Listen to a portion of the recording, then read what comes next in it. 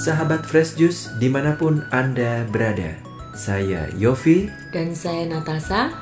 Kami mengajak kita semua merenungkan Fresh Juice hari ini, Rabu 24 Juli 2024. Renungan hari ini akan dibawakan oleh Romo Albertus Joni SJJ dari Lampung. Selamat mendengarkan.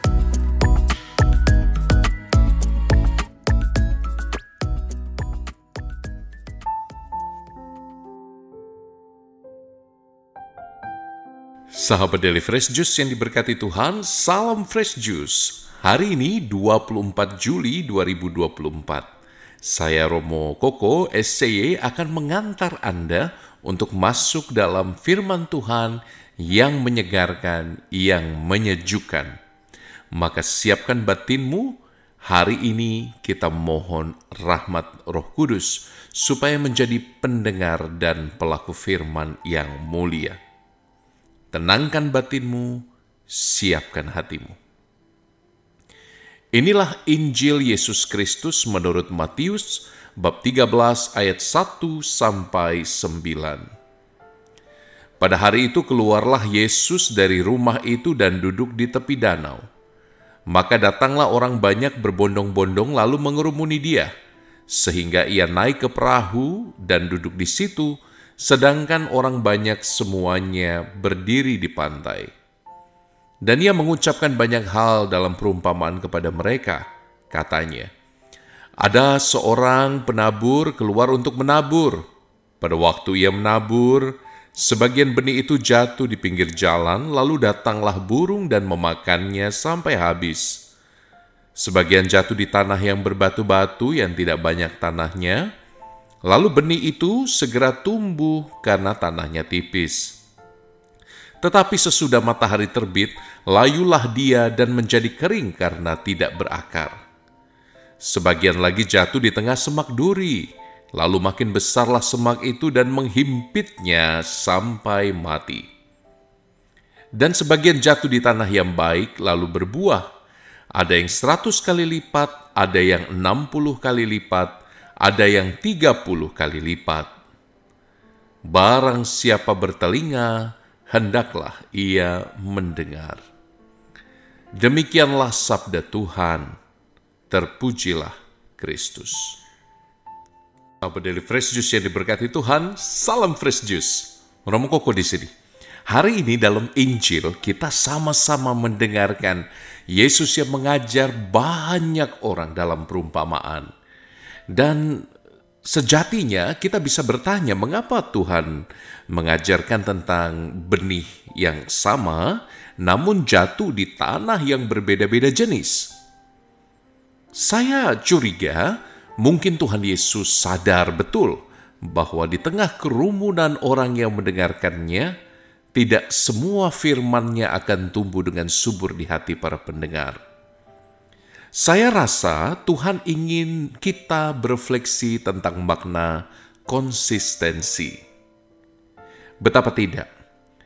Tidak semua dari pendengar dapat menangkap apa yang Tuhan maksudkan, lebih lagi dapat mempraktekannya dalam hidup sehari-hari, lebih lagi dapat mengenal dan mengikuti Yesus secara mendalam.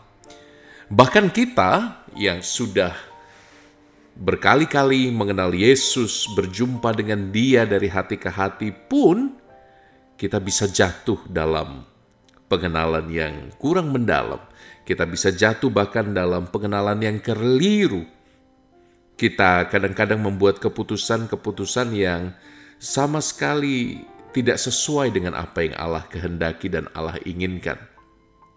Maka sahabat-sahabatku, mari kita belajar untuk konsisten. Mari kita belajar untuk menyiapkan tanah yang subur bagi benih firman itu. Kita tidak perlu mendengarkan validasi dari orang lain. Yang Tuhan mau adalah stick to His word, bertumbuh dalam sabdanya yang menghidupkan, dan itu sudah lebih dari cukup. Maka dari itu, mari kita belajar sama-sama ya. Kita belajar untuk membiarkan hati kita mengenal apa yang menjadi kehendak Allah. untuk menimba kekuatan dari firman Tuhan, tanpa harus mendengarkan apa kata orang tentang diri kita. Apabila kita meletakkan kebahagiaan kita pada omongan, kata-kata orang lain, rasanya selamanya kita tidak akan pernah berbahagia. Kita akan seperti tanah yang terlalu tipis, tanah yang terlalu berduri. Kita akan seperti tanah yang tidak akan cukup dalam untuk dapat menumbuhkan benih firman.